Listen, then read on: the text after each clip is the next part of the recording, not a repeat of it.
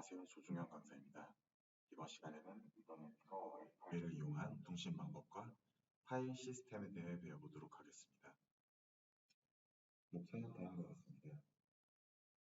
저희는 저번 시간에 마이크로 SD2, 미니 USB, 그리고 USB to 시리얼 TTL 케이블을 통해 PC와 보드 간에 통신하는 방법을 배워봤습니다. 이번 시간에는 이러한 USB 통신에서 나아가서 이더넷과 와이파이를 통한 PC와 보드 간 통신을 실습해보고 USB, 이더넷, 와이파이의 IP를 이용한 PC와 보드 간 통신에 대해서 분석을 해보도록 하겠습니다. 그 다음으로는 리눅스를 하기 위해 기본적으로 알아둬야 할 파일의 권한이나 아니면 환경 변수에 대해서 알아보도록 하겠습니다. 그리고 더 나아가서 파일 링크를 배우고 그에 대한 실습을 통해서 파일이 어떤 식으로 저장되고 링크되는지도 알아보도록 하겠습니다. 마지막으로 PC에서 보드 간 파일 전송에 유용한 툴을 알아보고 추가로 패키지를 업데이트하는 방법까지 알아보는 것으로 해서 이번 강의를 마치겠습니다. PC와 보드 간 통신은 USB 외에도 다양한 방법으로 이루어집니다. 먼저 이더넷의 IP를 통한 접속을 실습해 보겠습니다.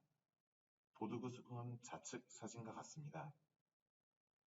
이때 USB 케이블은 전원 공급용이자 이더넷 IP 주소 확인용으로 사용됩니다.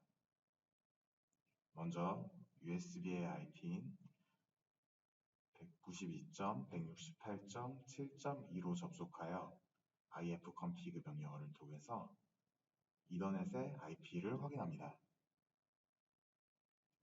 네, 우측에 있는 그림이 바로 그 결과입니다. 네, 여기서 이더넷 주소를 확인하시고 기억해 두시면 되겠습니다. 그 기억해둔 IP 주소를 푸티 창을 띄워서 여기 SSH 방식으로 그 기억해둔 IP 어드레스를 쳐주시면 접속이 완료가 됩니다. 생각보다 간단하죠? 네, 다음은 와이파이에 대해 알아볼 텐데요. 자, 비글본 블랙으로 와이파이를 연결하기 위해서는 이와 같이 와이파이 어댑터가 필요합니다. 또한 와이파이를 이용한 접속 전에 와이파이 연결까지의 설정을 위해서 USB 케이블을 설치해 줘야 합니다. 이 그림엔 나타나지 않았습니다. 자, 이렇게 설정이 완료되었으면 푸티 창을 열어주시고 또 USB를 통해서 이렇게 접속을 해주십니다. 다음으로 ls USB 명령어를 통해서 USB의 리스트를 출력해 줍니다. 그리고 출력이 되었으면 여기서 와이파이 어댑터가 연결된 것을 확인하셔야 합니다. 연결이 완료되었으면 ifconfig 키를 쳐줍니다. 보시다시피 아직 무선랜이 잡혀있지 않은 것을 확인하실 수 있습니다. 네트워크 연결을 제어하기 위해서는 커맨트리라는 새로운 어플리케이션 인터페이스가 필요합니다. 따라서 다음과 같이 입력해 주셔서 커맨드 컨트롤 인터페이스로 들어옵니다. 여기서 먼저 enable 와이파이를 쳐줍니다. 이는 이더넷, 와이파이, 3G 등의 특정 기술의 전원을 켜주는 역할을 합니다. 만약 자동 접속 기능이 있는 경우는 이것만으로 접속이 완료될 수 있지만 하지만 그렇지 않다면 다른 설정을 해주셔야 합니다. 다음으로 스캔 와이파이를 입력해 줍니다. 이는 새로운 와이파이 서비스를 검색하는 그런 명령어입니다. 그 다음 서비스라는 명령어를 쳐주시면 되는데요. 이는 스캔 와이파이로 검색한 새로운 와이파이 서비스를 수신하는 그런 명령어입니다. 통신이 완료되었으면 agent on이라는 명령어로 agent on이라는 명령어를 쳐주시면 됩니다. 이는 무선 네트워크의 아무 입력에 사용되는 명령어입니다. 다음으로는 connect 명령어를 쓰는데요. connect 다음에 한 칸 띄워주시고 원하는 서비스명을 여기서 복사하셔서 붙여넣기 해주시면 되는데요. 원하는 서비스명을 처음부터 끝까지 드래그 해주신 다음에 마우스 오른쪽 버튼을 누르면 바로 복사가 완료됩니다.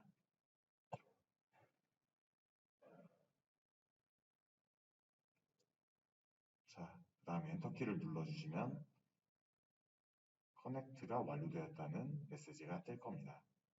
저는 이미 이전에 설정을 해놓았기 때문에 already connected라고 떴습니다. 자, 뜬 것이 확인되었으면 exit 명령어를 통해서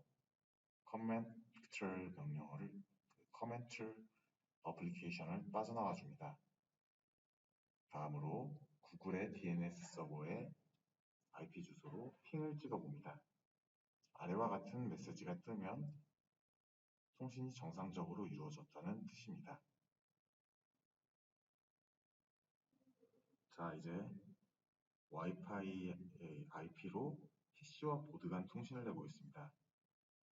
먼저 ifconfig 명령어로 와이파이의 주소를 확인해 봅니다. 네, 다음과 같은 와이파이 주소가 잡혀 있는 것을 확인하실 수 있습니다. 이 주소를 기억하여 두시고 창을 끈 다음에 H로 아까 기억해두었던 와이파이 IP 주소를 쳐주면 이렇게 접속할 수 있게 됩니다. 네, 이더넷에서의 접속과 굉장히 유사한 것을 보실 수 있고요.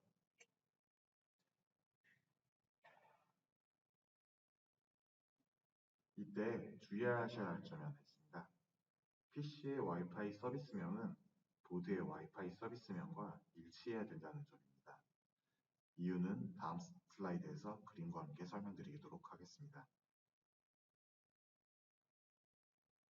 네, 다음은 USB와 이더넷 그리고 와이파이에서의 PC와 보드 간 접속에서의 통신 경로를 나타낸 그림입니다. 먼저 USB 케이블을 통한 통신은 보드와 PC가 직접적으로 연결되어 있는 것을 확인하실 수 있습니다. 자, 그리고 이더넷 통신의 경우는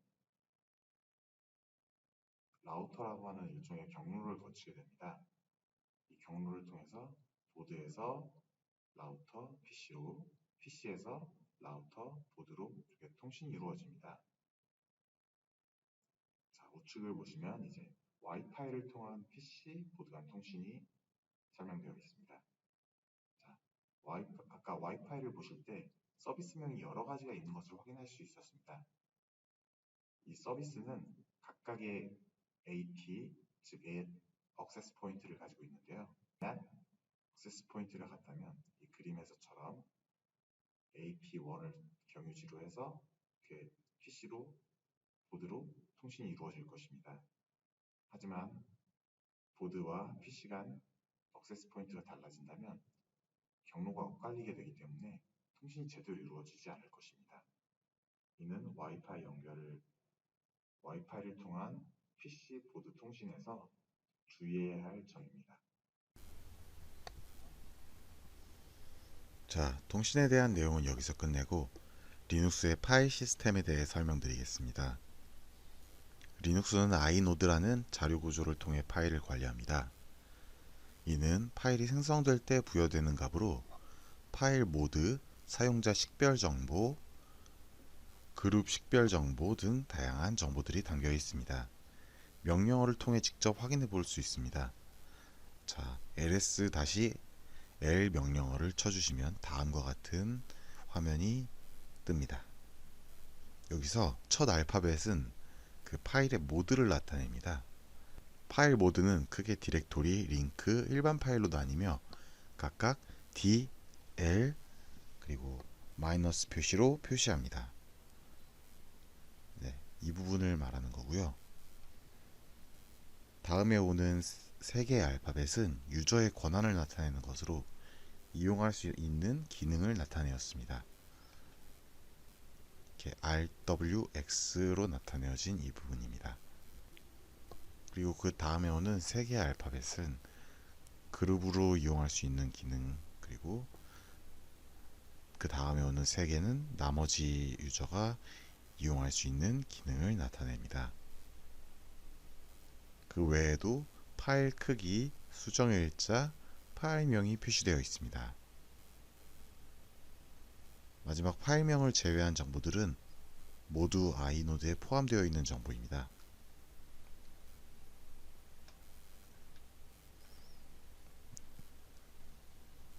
네, 파일에 대한 정보를 담고 있는 것이 아이노드라면 리눅스 운영체제의 구성 환경에 대한 정보를 담고 있는 것은 환경 변수 파일입니다. 환경 변수 디렉토리와 파일 형태로 정의되어 있는데요. 터미널을 통해 확인할 수 있습니다. 다음과 같이 언어, SSH 커넥션, 노드 경로, 그리고 PRU 프로세서의 경로 등 다양한 변수가 있는 것을 알 수 있습니다. 그 중에서 path는 파일의 경로를 나타내는 환경 변수입니다. 네, 여기 보이시죠? 만약 사용자와 다른 디렉토리에 있는 파일을 실행하려고 할 경우 파일이 존재하지 않는다고 에러가 발생합니다. 이때 path의 경로를 등록해 놓으면 해당 경로까지 탐색하여 실행할 수 있습니다. 자, 이제 경로를 추가해 보도록 하겠습니다. 등록된 경로를 확인하기 위해 에코 명령어를 사용할 수 있습니다. 네, 다음과 같이 여러 개의 경로가 등록되어 있습니다. 여기서 저희는 홈 디렉토리 아래 템프 경로를 추가해 보도록 하겠습니다. 경로를 추가하기 위해서는 export 명령어를 사용하시면 됩니다. 다음과 같이 타이핑해 보도록 합시다. 그 다음에 다시 에코를 통해서 그 등록된 경로를 확인하게 되면 홈 디렉토리 아래에 있는 템프 디렉토리가 경로에 추가된 것을 확인하실 수 있습니다. 자, 다음은 링크 파일에 대해 알려드리겠습니다. 링크는 크게 하드링크와 소프트 링크로 나뉩니다. 이 소프트 링크는 심볼릭 링크 파일이라고도 합니다. 네, 심볼릭 링크 또는 소프트 링크는 윈도우의 바로가기와 비슷한 기능을 합니다. 링크 파일에 들어있는 데이터는 원본 파일의 이름을 가리켜 원본 파일에 연결된 아이노드를 거쳐서 원본 파일의 데이터를 읽어들을 수 있습니다. 반면 하드링크는 원본 파일이 가진 아이노드를 가리킵니다. 따라서 이 아이노드를 통해 바로 원본 파일 데이터에 접근할 수 있습니다. 이에 대해서 명령어를 통해서도 확인해 보도록 하겠습니다. 네, 터치 명령어를 통해서 test.txt라는 그 원본 파일을 형성해 주십니다. 다음으로는 ln-s로 그 test.txt를 가리키는 소프트 링크 파일을 형성해 주십니다. 그리고 ln 명령어로 test.txt를 가리키는 하드링크 파일을 형성할 수 있습니다. 자, 이제 ls-li로 어떻게 잘 형성이 됐는지 확인해 보도록 하겠습니다. 네, 여기 하드링크, 소프트링크, test.txt 파일이 형성된 것을 확인하실 수 있습니다. 여기서 주의 깊게 알아두셔야 할 것은 그 원본 파일인 test.txt와 하드링크 파일이 아이노드 번호가 같다는 것입니다. 아이노드 번호가 같으며 그리고 용량 또한 같습니다. 네, 다음은 원본 파일이 삭제된 경우입니다. 리눅스에서 파일을 삭제하는 것은 데이터를 지우는 것이 아닌 파일은 지워지지만 아이노드와 데이터는 남게 되는 구조를 가지고 있습니다.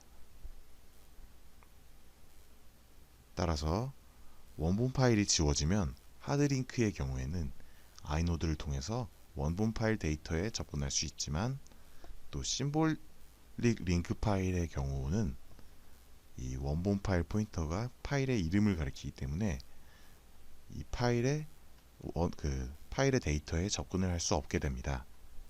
자, 이제 또 실습을 통해 확인해 보겠습니다. 네, 원본 파일에 A라는 문자열을 입력하기 위해서 echo 명령어를 사용하였습니다. 그 다음은 소프트 링크를 실행하여 그 안에 저장된 값을 확인하기 위해서 more라는 명령어를 사용하였습니다. 네, 결과값 A가 출력되었고요. 하드링크 또한 A가 출력됩니다. 자, 이제 rm 명령어를 통해서 원본 파일을 지워보도록 하겠습니다. 자, 그렇게 되면 하드링크 파일에는 역시 변함없이 A가 뜨게 되지만 소프트 링크는 원본 파일명을 찾을 수 없게 되어 이렇게 에러 메시지가 발생하게 됩니다. 네, 다음으로는 삭제된 파일과 같은 이름의 새로운 파일을 만들었을 경우입니다. 그렇게 되면 새로운 아이노드 번호가 생기게 되겠고 새로운 파일 데이터를 자, 이번에는 삭제된 파일명과 같은 test.txt로 새로운 파일을 만들 경우입니다. 새로운 파일에는 b라는 데이터 값을 입력해 줄 거고요. 네, 이때 그러면 심볼릭 링크 파일의 경우는 원본 파일 포인터가 파일의 이름을 가리키기 때문에 새로운 파일을 다시 가리키게 됩니다. 반면 하드링크 파일은 이전에 있던 test.txt의 아이노드를 가리키고 있기 때문에 이전의 원본 파일의 데이터에 계속 접근하게 됩니다. 이를 실습을 통해 또 알아보도록 하겠습니다. 네, 터치 명령어를 통해 새로운 원본 파일을 만들었고요. echo 명령어를 통해서 b라는 문자를 넣어 주었습니다. 그렇게 되면 하드링크의 경우는 여전히 이전 원본 파일의 데이터에 접근하고 있기 때문에 A 값이 뜨게 되고요. 그리고 소프트링크 파일은 새로운 원본 파일 데이터에 접근하게 되기 때문에 B라는 문자가 뜨게 됩니다. 그리고 ls-li를 눌러서 확인해 보시면 이 새로 만들어진 test.txt 파일은 하드링크와 다른 아이노드 번호를 가지고 있다는 것을 알 수 있습니다. 다음으로는 PC와 보드가 파일을 주고받을 수 있는 WinSCP와 파일질라라는 툴에 대해서 설명드리도록 하겠습니다.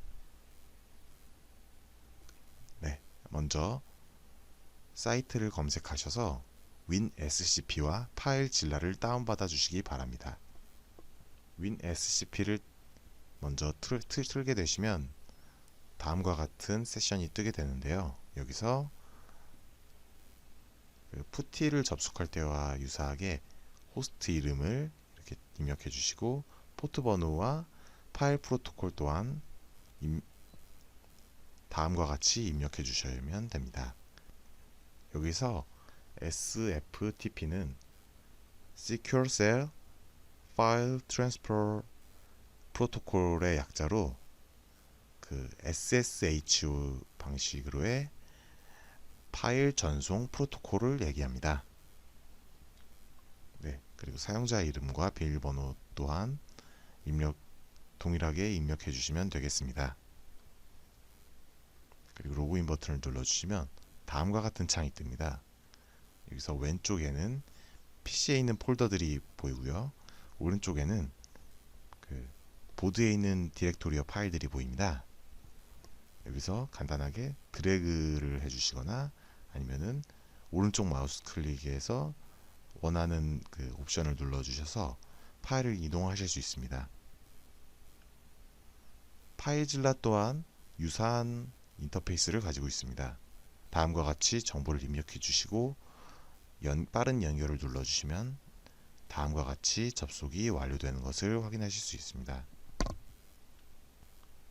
패키지 업데이트하는 방법을 알려드리고 강의를 마치도록 하겠습니다. 다음과 같은 명령어를 쳐주시면 업데이트가 완료됩니다. 먼저 sudo apt 업데이트를 쳐주셔야 합니다. 여기서 sudo가 붙는 이유는 이 업데이트는 관리자 권한으로만 실행될 수 있기 때문입니다. 그리고 대비한 그 유저 아이디에 대한 패스워드를 입력해 주시면 다음과 같은 창이 뜨면서 업데이트가 다음으로 이 대비한 유저 아이디에 대한 패스워드를 입력해 주십니다. 그리고 sudo apt list upgradable 키를 눌러주시고 또 유저 암호를 쳐주시면 리스팅이 완료됩니다. 그 다음에 sudo apt -get 띄고 업그레이드를 눌러주시면 업그레이드가 시작되는데요. 여기서 PC 환경에 따라 꽤 많은 시간이 걸릴 수 있다는 것을 알아두시기 바랍니다. 네, 이상으로 강의를 마치도록 하겠습니다.